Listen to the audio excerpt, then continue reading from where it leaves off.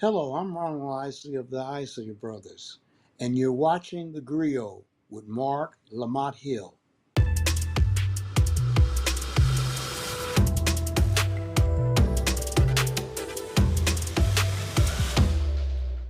Thank you for joining us tonight on theGrio. I am your host, Marc Lamont Hill. Tonight, we're dedicating our entire show to our lesbian, gay, bisexual, transgender, queer, and or questioning, intersex, asexual, aromantic, agender friends.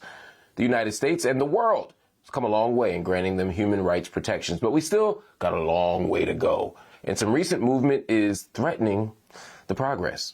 We've recently seen the Catholic Church take a more gentle, tolerant approach during Pope Francis's papacy over the last decade. But the Vatican just declared gender-affirming surgery and surrogacy as grave violations of human dignity. On Monday, the Vatican's office issued Infinite Dignity. The 20-page document signed off and approved by Pope Francis rejects gender theory and says, among other things, any sex change surgery threatens, quote, the unique dignity of a person. They labeled transgender and non-binary people and any gender-affirming surgery as affronts to human dignity. But I think that if they had interviewed and had discussions with these people, they would have realized that the journey to live as a gender other than what was assigned at birth is often a spiritual journey. It's not just a frivolous choice. It's not just a feeling, a fleeting feeling. The transgender sporting community also took a hit on Monday. The National Association of Intercollegiate Athletics, or the NAIA, became the first organization to ban transgender women from participating. That association is made up of 83,000 athletes across 241 colleges and universities. Its new policy says only NAIA student athletes whose biological sex is female may participate in NAIA-sponsored female sports. Women's basketball icon Dawn Staley says women should be allowed to play. If you're a woman, you should play. If you consider yourself a woman and you want to play sports or vice versa, you should be able to play. That's my opinion. You want me to go deeper? Do you think transgender women should be able to participate? That's your question you want me to ask. I mean, you want to ask, so I'll give you that. Yes. Yes. The ban goes into effect August 1st. Anyone beginning hormone therapy will have to notify the association. They'll be allowed to practice, but they can't compete. To be clear, only 34 trans athletes have openly competed in college sports out of 500,000 athletes. That's not even half of 1%. But at least 20 states have banned trans women and girls from playing in teams in K through 12 and collegiate sports.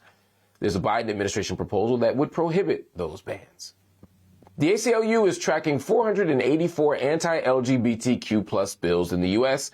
in nearly all 50 states and Puerto Rico. They include barriers around the redefinition of sex, curriculum censorship, and school facility bans. All of this leads to harm of our youth. A recent investigation by the Washington Post found the number of hate crimes against LGBTQ plus youth has quadrupled on K-12 school campuses in states that have restrictive laws. One nonprofit that provides suicide prevention support to LGBTQ plus youth saw calls more than double from 230,000 to nearly 500,000. It's our duty and privilege to stand in solidarity with our LGBTQ family, to amplify their voices and to work with them towards solutions. Joining me now to help us with that is Imani Rupert-Gordon and David Eng-Chernack. Imani is the Executive Director for the National Center for Lesbian Rights, and David is the Deputy Executive Director for Communications and Marketing for GLSEN, which stands for Gay, Lesbian, and Straight Education Network. I want to thank you both for joining me. I'm going to start by asking each of you to share a story, some of your experiences navigating your way through the world. Imani, let me start with you. Sort of, what has it been like for you over the course of a kind of legal and political landscape over the last decade that in some way, and cultural landscape that in some ways has become increasingly open to queer folk and in other ways seems to be taking 10 steps back? How have you experienced and navigated that yourself? That's a great question. Thanks so much for having me. I think whenever I talk about my experience as being a queer person, as being a queer woman, I also have to talk about my experience as being as a Black person. That's the only way that I know how to talk about my identity. And there are definitely times when we are talking about equality that we talk about one part of our identity and not the other. So there's definitely a lot of back and forth there. But I also would say that what has been enormously helpful is that I always had a family that was very, very supportive of my identity and all of my identities. And that's been enormously helpful for me personally, just moving through the world, but it's also made it possible for me to be an advocate for the community. And I know that that's not something that everyone has. So I'm really grateful for that. David? Yeah, I got my start in, I've been a nonprofit my entire life, and I got my start sort of cutting my teeth on HIV and AIDS activism back in the 90s, and sort of lived through the whole marriage equality movement and fight. And it's sometimes hard to believe that it feels like we're back in the same place again after all this time when we felt like we had made all these advances, and so, that strikes me in terms of looking at where we are as a society and a culture and a community, and sort of what we have to sort of reinvigorate and re-energize our efforts towards. That really does inform and also keeps me very much in the fight. It's often hard to get up in the morning and do the work that we do in the environments that we are dealing with in this current day and age. But just the fact that there are all these young people behind us who need our support, need us to raise our voices and fight, and that's what really keeps me going as well. David, you just heard some of the bills that passed, and it's not like Black folk can seek safety in Africa or parts of Asia where the laws are just as bad or worse. I mean, what we have in the United States it's pretty rough, man. I mean, you think 484 bills in the U.S. is a sign of regression, like permanently, or is this like a short-term thing? We often see progress met with retrenchment. How optimistic, how pessimistic should I be about everything? Well, it's interesting. I'm not sure whether to be optimistic or pessimistic about all of this, but I think the central issue fueling all of this hateful legislative work and wave is really the politicization of LGBTQ plus identities. And certainly in a lot of cases, especially LGBTQ plus youth, they're being used as sort of a ball that's being batted around. And so, we have extremist politicians who are cranking up their megaphones, and they have the platforms and the ability to spew the hateful rhetoric and grab the spotlight. But one of the things that I think it's important to note is that the group of people pushing these anti-LGBTQ plus views, I think, are the minority. I think there are more of us than there are of them. I think they're just making a lot more noise, or they have the platforms or the ability to make that noise. Yeah. So in this social media world that we live in too, I think that, it often feels like we're the only ones and that the majority are those folks out there who are against us. But I think there's really actually more of us than there are them. And, we need to, despite all of this, we need to continue our collective efforts of organizing, working with our coalition partners as a community to make sure that the majority of these bills don't become laws. I like that idea that there are more of us who believe in freedom than there are those who don't. We just got to use our voices. That's why we're here tonight. We're going to use our voice this entire episode to do that. Imani, I'm going to come back to you on the other side of this break. Everybody stay here. We got much more coming up. LGBTQ protections are on the ballot in November. Which candidates could do the most harm? We'll tell you when we come back.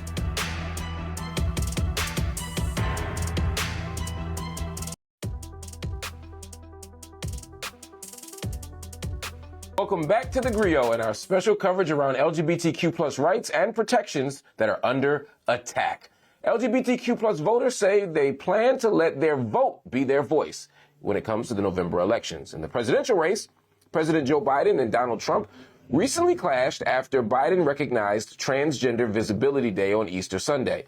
At a campaign stop, Trump called it total disrespect to Christians and voted to create a Christian Visibility Day. Wait till he hears about Easter and Christmas and the rest of the year. Anyway, White House press secretary addressed the attacks from GOP lawmakers and the Trump campaign. And I want to be very clear. Every year for the past several years, on March 31st, Transgender Day of Visibility is marked. Easter falls on different Sundays, right? Every year. And this year it happened to coincide with Transgender Visibility Day. As a Christian who celebrates Easter with family, President Biden stands for bringing people together and upholding the dignity and freedoms of every American.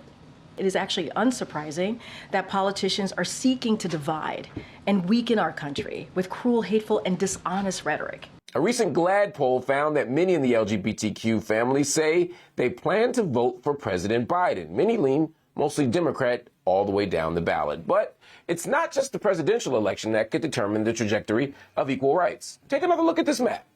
Nearly all 50 states and Puerto Rico have introduced anti-LGBTQ plus legislation. That means your state and your local elections, they matter too. Back with us to talk about who's on the ballot is Imani Rupert-Gordon and David Eng-Chernack. Imani, again, is the executive director for the National Center for Lesbian Rights. David is the deputy executive director for communications and marketing for GLSEN, which stands for Gay, Lesbian, and Straight Education Network. Imani, what are some races that you're following at the local and state level? What should we be thinking about? Absolutely. So, honestly, I'm so glad we're talking about this. So often when we talk about elections, folks are talking about things on a national level, which are obviously important. But we fail to recognize that in our local elections, that has an enormous we have an enormous opportunity to create our realities. When we think about local school board elections, that very much impacts what our curriculum looks like. When we are looking at local elections, these are sometimes decided by 10 to 100 votes. These are things that we absolutely can pay attention to. But what I would encourage other folks to think about are the fact that our book bans, there are book bans across this country that are looking to erase LGBTQ people and people of color from public life. And that is a very intentional way to marginalize our communities. We have to start thinking about looking at defeating candidates that are actively looking at LGBTQ people or calling LGBTQ people groomers, because we know that that's a very dangerous way to just cause violence on LGBTQ people. And we know that this is something that is absolutely untrue, but something that they're digging up from things that we saw long ago. We're seeing this discrimination happening over and over again. And we're just seeing things come up from our past that don't belong there. I would like to agree with something that we talked about in that last segment, and that is that most people want to support LGBTQ people. The vast majority, 8 out of 10 folks in this country support LGBTQ people. So it's not just a little bit of folks are supporting LGBTQ people. The vast majority of folks support equality in this country, and we just have to hold folks to account and make sure the people that we are voting for are actually the people that we want voting for us. Our votes for people, those are the people that are voting for us. We're going to be looking at the executive orders. We're going to be looking at what is able to pass in Congress. And that is absolutely to do with who we vote for. I'm glad you mentioned that. And you mentioned the book bans. I was reading a study the other day by PEN America that talked about the book bans around the country, and the overwhelming majority or the largest block of books that have been banned have been books that deal with LGBTQ themes, topics, and characters. It's not the racist stuff, and we're going to talk about that a little bit later. But there are states right now, David, that are mounting up, to make these kinds of fights. They're also mounting up to have anti-trans bills. They're mounting up to do all kinds of stuff with gender-neutral bathrooms even. What are the states that have you scared?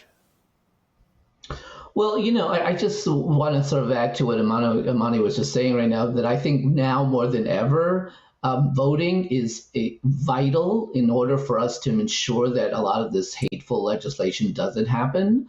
I think now more than ever, every vote really does count, right? I think that, over time and recently there have been sort of this overall malaise from people saying, well, why should I vote? My vote doesn't count.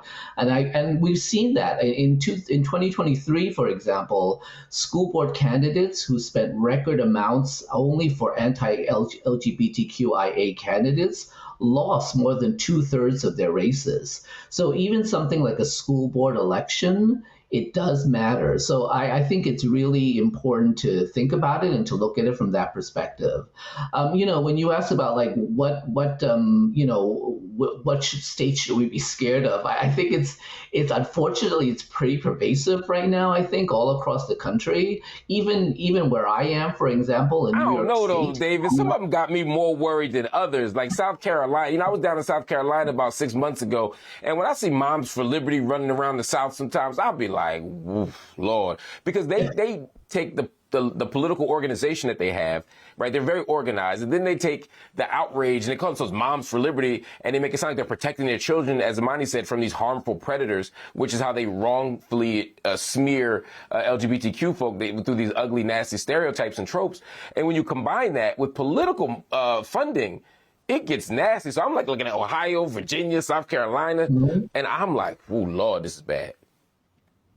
Right, and a lot Alabama, for example, is taking a cue from Florida, and they're attempting to expand the Don't Say Gay or Trans bill that they've proposed. So absolutely, you're absolutely right that there certainly are some states who are more seemingly or obviously scary than others.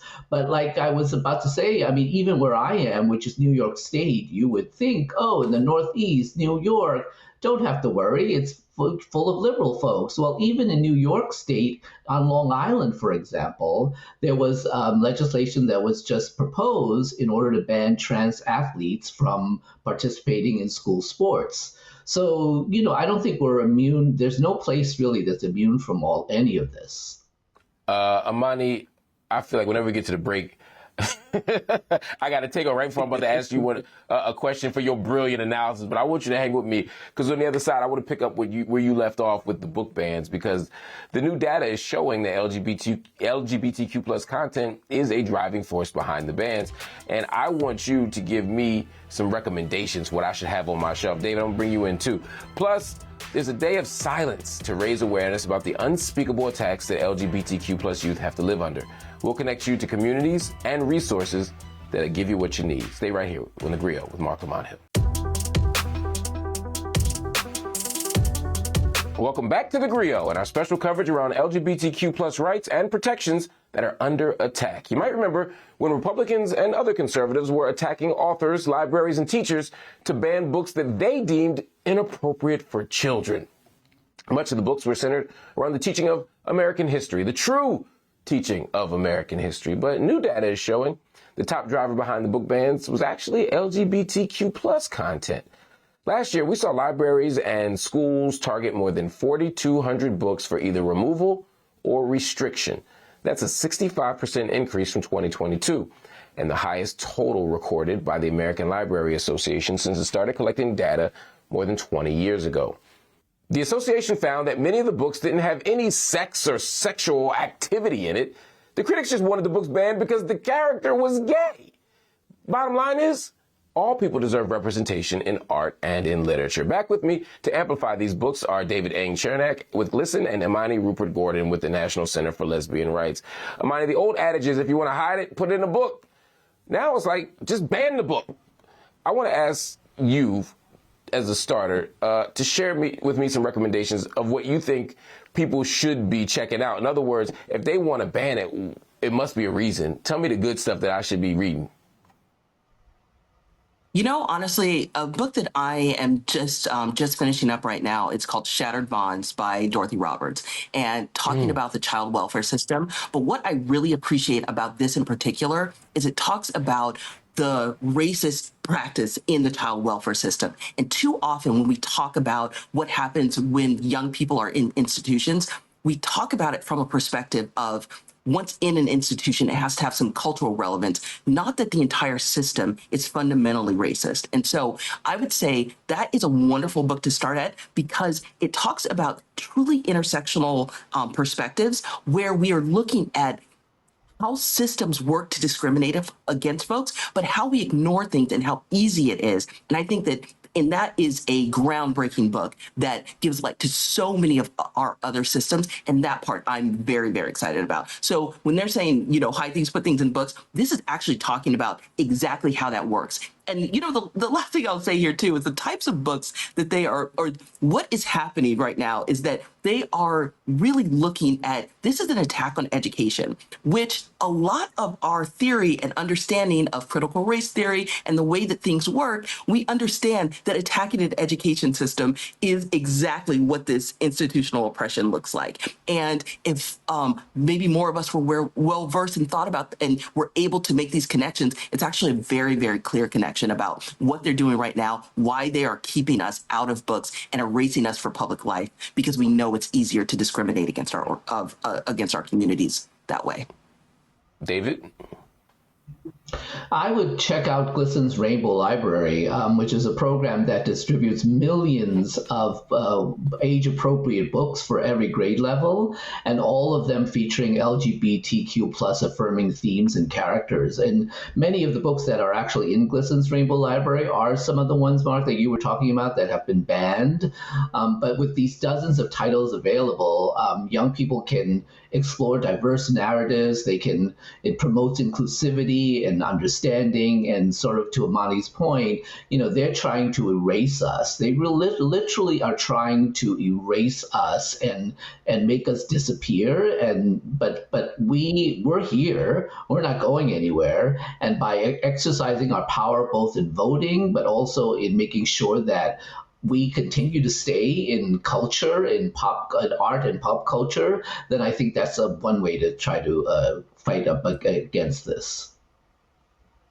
I think you're right. We read, we study, we share, we build, we grow.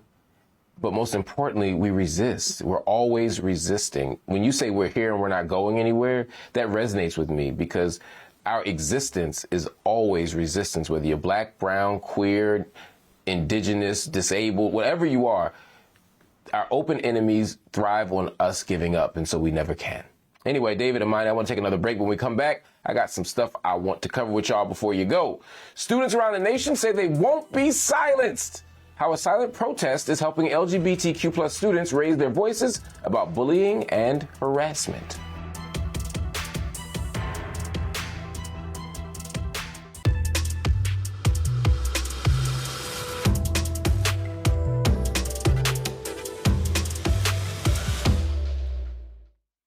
Thanks for staying with us tonight on theGrio. I am your host, Marc Lamont Hill. This entire show has been dedicated to our lesbian, gay, bisexual, transgender, queer, or questioning friends. And tonight, April 12th, students around the nation stand in solidarity with them, marking a day of silence in protest of the bullying and harassment of LGBTQ plus youth.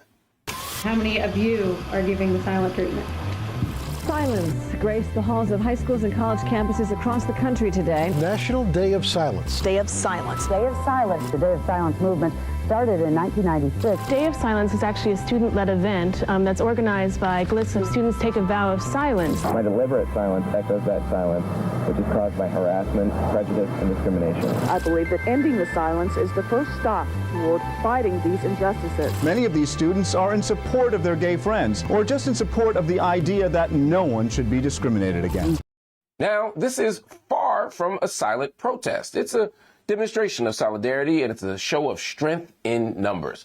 Children are dying and being assaulted and abused because of harmful rhetoric and laws made by people, the very people who are supposed to be protecting them. We cannot be silent. Let's bring our panel in one more time. It's Imani Rupert-Gordon and David Eng-Chernack. Imani's Executive Director for the National Center for Lesbian Rights, and David is Deputy Executive Director for Communications and Marketing for GLSEN, which stands for Gay, Lesbian, and Straight Education Network. David, this demonstration started as one thing, and it seems to be turning into something else. Talk to me about the growth of this movement. Yeah, it was started in the mid '90s actually by two college students do exactly what you said, which is to bring attention to LGBTQ plus issues and community at their college. It has since then expanded to reach hundreds of thousands of students every year. And every April, students would go through the school day without speaking, ending the day with breaking the silence rallies to bring attention to ways their schools and communities can become more inclusive. But we decided to change it up a little bit this year. We've actually now sort of modified it to call a day of no silence.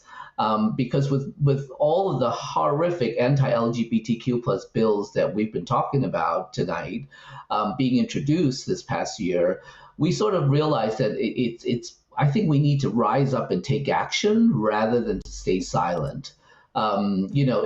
Staying silent is certainly an option, for some folks who are in places or in schools or in environments where it's not necessarily safe for them to rise up or act up or speak up. Then remaining silent is still an option, because remaining silent is still an action, right? And what we're talking about this year is really to take action, that people need to take action of some shape or form, whether it's voting, whether it's using your time to volunteer, whether it's using your social media platforms to share out stories and resources, or to talk about LGBTQ plus youth, or to donate to an organization to help support the work that they do. Some kind of action is really needed, because just to stay silent, if you're able to use your voice, is really important at this point in time. I think that's right. And I appreciate you highlighting the fact that even remaining silent as a form of resistance does matter, both because of people's power dynamics, sometimes because of people's ability status, and sometimes just because of contextual circumstances. Sometimes silence is the best weapon you have. Imani, does your organization have a similar annual demonstration that helps to raise awareness about these types of disparities? Sure.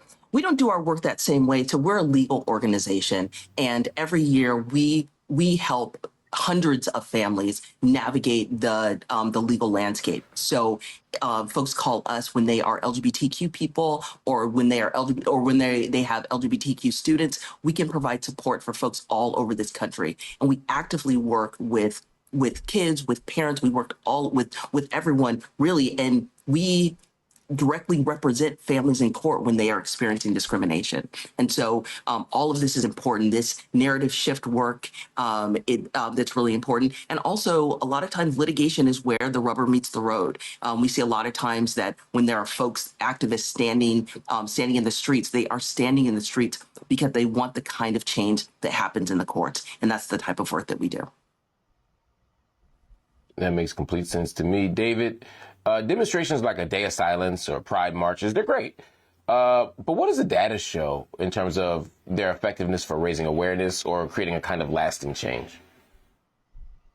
Well, they serve as important political actions in the fight against anti-LGBTQ plus rhetoric. And it's also about visibility, right? We were talking about sort of like how they are using many different kinds of efforts to erase who we are and what we are. And by demonstrations like Day of No Silence, the pride parades and the pride marches that happen across the country, it's a way for us to increase our visibility. It's also a way for us to show our communities, show the places where we live and work, that we're here, that we're part of the community, that we're just like everybody else. And so it promotes greater acceptance and understanding. The more visible we are and the more we're able to show ourselves, then the more likely it is that people will have greater acceptance and understanding. And it also puts pressure on policymakers to address issues affecting these communities. When policymakers and politicians see how many of us are out there and we equal votes, then it also is a sign and a way to show who we are in terms of the strength of our community and our ability to affect change. What kind of stuff do you tell people? What kind of resources do you even offer them, Imani? So just asking questions, saying, why haven't I learned anything about the civil rights movement or the LGBTQ civil rights movement? Why haven't I learned anything? Start asking these questions. I think that's one thing. The other thing is It's find the folks that you want to be allies to and go out and actually do that. Ask all the right questions, stand in line, do everything so that you are supporting our communities. That's always going to be something that's really important. And then find organizations that speak to the work that you want to do. You know, honestly, there are so many organizations doing really great work. We work so closely with GLSEN. I was just at a retreat with Mel, the president of GLSEN. It's so important. We do a lot of work with each other, but find the groups that you want to support. And there's a variety of ways. You know, everyone will always say, give money to the organizations that you support. That's obviously important. It's not lost to me that often I'm asking people for money so we can fight for rights that we should have for free. But that's not the only thing that makes change. You know, if you are out there wearing T-shirts, tabling with folks, if you're learning more about the work that we're doing and just sharing that with folks, a lot of misinformation and disinformation is a tactic of our opponents. And so just being out there to just combat that or ask greater questions goes a really long way. We just want to make sure that we are having folks that are fighting for our communities, even when we aren't in the room. And so make sure that you're being one of those folks. Wow. People who are fighting for our community, even when we're not in the room. That's a powerful idea, that people have gotten the political education, the knowledge, they've built the relationships, that they're doing the right thing even when no one's looking, even when no one's around. I don't decide to be an ally because the people with whom I'm allied are looking at me. I'm doing it because it's the right thing to do, whether that's racial justice, whether it's gender justice, whether it's sexual identity. I mean, all this stuff is all about, you know, growing as a people, growing as a political movement, and growing a greater network of nurture and community of care for everybody. It's beautiful work that you all are doing, and I'm so grateful that you all decided to spend some time with us and discuss this important topic. Thank you both, and I wish you nothing but luck, success, and justice. If you want to support the work that they're doing, take out your phone right now, take out your laptop right now. You can donate to GLSEN by visiting the website, GLSEN.org. You can find out more about the National Center for Lesbian Rights at nclrights.org. There's a donation button on the top right-hand corner. Make sure you don't miss it. These organizations need your time, your talent, and your treasure. We also want to take this time to connect you, our viewers, to resources. There's help available 24/7 for anybody who is struggling with suicidal thoughts or feels that they need mental health support. You can call the number on your screen to reach the National Suicide Prevention Hotline. You can also call or text the number 988. Next on theGrio, putting Black queer joy on the big stage, a look at a festival that celebrates everyone's uniqueness and pours love and support back in the community. Plus, a community activist is using his experiences as a young Black queer man to make sure that Black college students feel included and loved. How he's keeping them in schools and off the streets.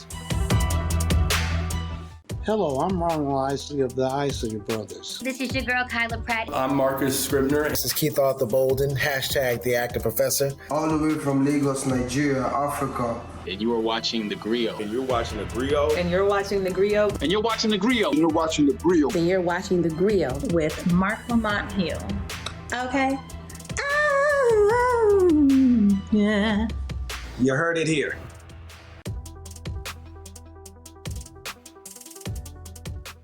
Welcome back to theGrio. Texas has some of the most repressive anti-LGBT legislation in the country, which includes banning transition-related care for trans youth. So how do you manifest Black queer joy in the state? Ian Haddock has the answer with his Houston nonprofit, the Normal Anomaly Initiative, and its annual BQAF Music Festival, which boasted LaToya Luckett as a headliner this year. Take a look. The Normal Anomaly Initiative stands for it all.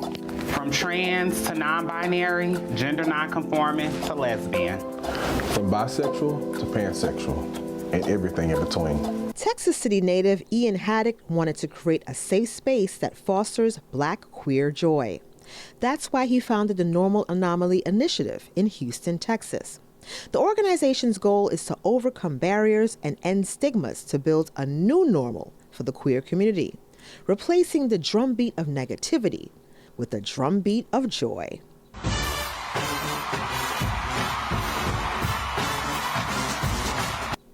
That beat hit a fever pitch with the Black Queer AF Music Festival. The March event was headlined by Houston's own LaToya Luckett, former member of the R&B group Destiny's Child.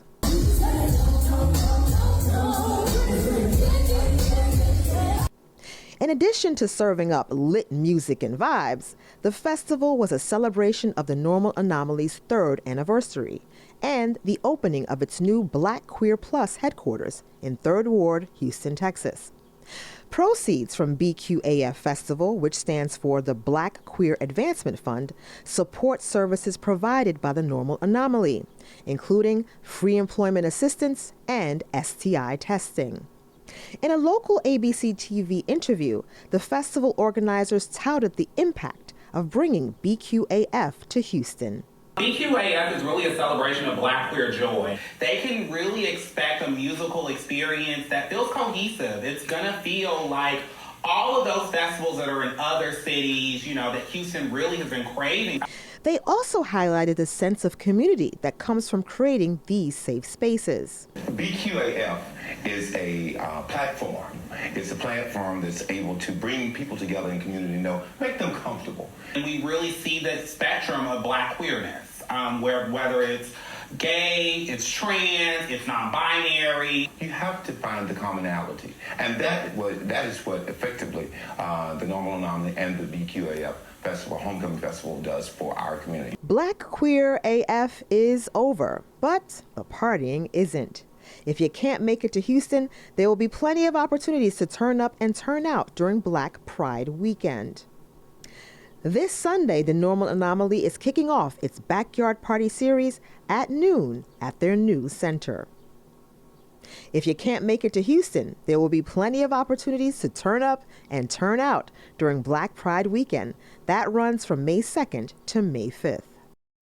To connect with Normal Anomaly and their work, all you got to do is visit normalanomaly.org. They're also on Instagram and X. Plus, surrounding our most vulnerable college students with love and community. We talked to a community activist on a mission to keep LGBTQ unhoused students in class and on track to graduation.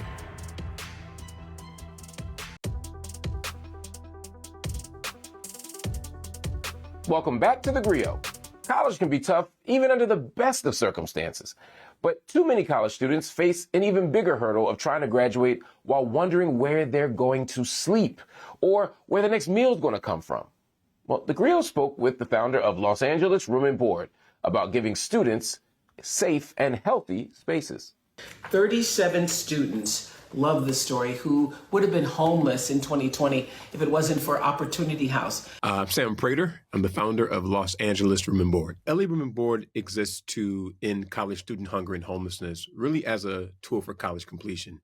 Here in LA, 1 in 5 youth and students are experiencing homelessness, and 2/3 are experiencing hunger. And so we try to, do everything we can to provide a safe and supportive housing environment, 3 meals a day, and a comprehensive set of wraparound services like tutoring and academic coaching, mental health and wellness, job readiness and career development, etc. My dad had this 18 and out rule. You either go to college, you go to the military, or you get married to start your own family. And as a queer kid in the 1990s, getting married and going to the military were just off the table for me. And so I went on my own, completely unprepared for independent living, and got evicted twice and did the whole couch surfing thing and living with my stuff out of my car. It wasn't until age 23 when I got my life together and finished my GED, my high school equivalency, and then went on to my bachelor's degree, master's degree. I created LA Room and Board in 2020 at the height of the pandemic, and we opened our first house. It was a vacant sorority house right across the street from UCLA, where we could house 50 youth and students. So a few months ago, we decided to turn one of our empty multi-purpose rooms into a beauty salon and barbershop. We've grown rather swiftly, and so our costs have gone from $500,000 a year to $5 million, to sort of like fully operate at the level that we do. We need resources, just like any nonprofit that is doing this work. Housing is expensive, especially in LA. When folks walk into spaces that LA Room and Board owns and operates, they feel more like boutique hotels, right? Rather than a place that just has a cot and, it doesn't feel institutional at all. It feels very inspirational. It feels aspirational. We partner with some incredible interior designers like Ryan White, who came in to make sure that when folks walked in that front door, that they felt like, oh, wow, this is a reprieve from life outside. We've done fun stuff like we took 12 students who had never flown on an airplane from LA to volunteer for a week in New York City last summer. I think about all the really cool things that we do like that really create for them experiences that help them see, wow, there's a whole big world out there, and it can be in the palm of my hands if I apply myself. Our students can't be what they can't see. And so we're always excited when professionals across various industries decide to come and share their journeys through college and career with our youth, because then our youth begin to say, you know what, oh, wow, if this guy can do it or this woman can do it, I can too. You can follow LA Room and Board on Instagram and on Facebook. You can also donate or volunteer by going to larnb.org. Stay with us. A final word after this quick break. Brother, that was magnificent, man. You've given me one of the best interviews I've ever given. And you know the other one that we had that was at that same level? The one on Love Supreme Anniversary. Woo! You remember that? You are watching theGrio with Marc Lamont Hill.